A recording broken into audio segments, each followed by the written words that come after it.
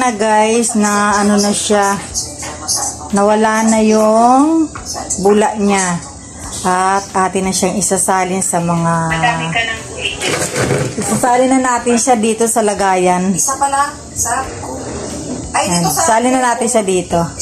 Wala na siyang bula. Tapos members.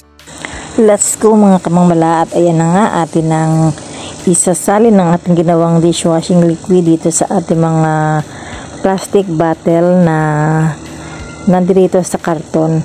At ayan, sisimulan ko na siyang isalin at tayo ay gagamit ng imbudo para hindi kakalat sa bibig ng ating plastic bottle yung ating ginawang dishwashing. At syempre, ang ating gagamiting pansandok ay ang tabo. Ayan, at atin na siyang isasalin. Tara mga kamamala, at ako ay inyong samahan. Itong aking ginawang dishwashing liquid mga kamamala ay hindi lang to pang benta. At syempre, tayo rin ay gagamit. Makakatipid na ako dahil hindi na ako bibili dishwashing liquid sa palengke para gamitin na panghugas ng aming plato. At syempre, dahil marami naman ito, atin tong ibibenta dito sa ating mga kapitbahay tulad ng dating gawi. Iaalok ko siya sa mga kapitbahay natin dito. At diretso ko na rin siyang tatakpan para siguradong hindi siya matatapon kung sakali siya ay matutumba. Pero hindi naman niya matutumba kasi wala namang gagalaw. Ayan, akin na siyang tatakpan. Diretso na, may lock na ang ating takip.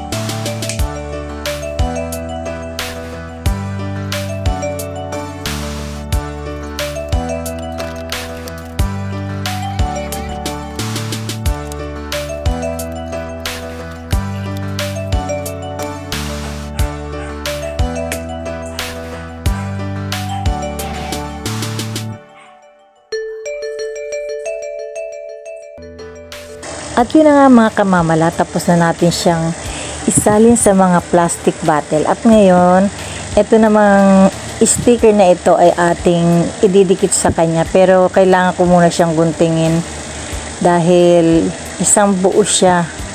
Tulad nung dati kong binili na gupit-gupit na. Pero ito ay kailangan muna nating guntingin isa-isa para mailagay natin dito sa ating mga dishwashing liquid. Ayan, gugupitin ko muna yan mga kamamala at atin siyang ididikit para mas maganda siyang tingnan.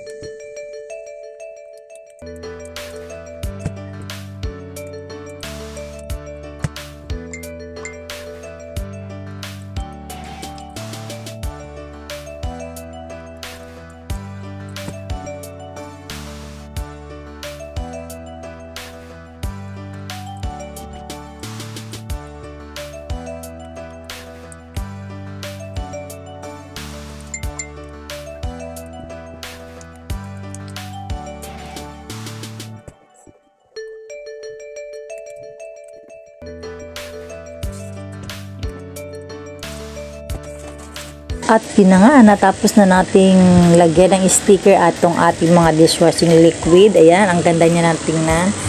At atin na siyang ibibenta. So ayan, nakagawa tayo ng 21 pieces na dishwashing. At atin na siyang ilalagay muna dito sa karton para maayos ang kanyang lalagyan. Ayan. Ang isang box, ang laman nito ay 12 pieces. Ayan, 12 pieces ang laman nitong isang box. Ayan, ayusin lang natin at atin muna siyang itatabi dito sa may gilid lang muna. Para yung kanyang bula ay mawala na. Yung bula niya sa ibabaw ay mawala na. Bago natin siya iaalok sa ating mga kapitbahay. At ayan, ito namang natira ay dito rin siya sa isang box. Ayan, okay na guys.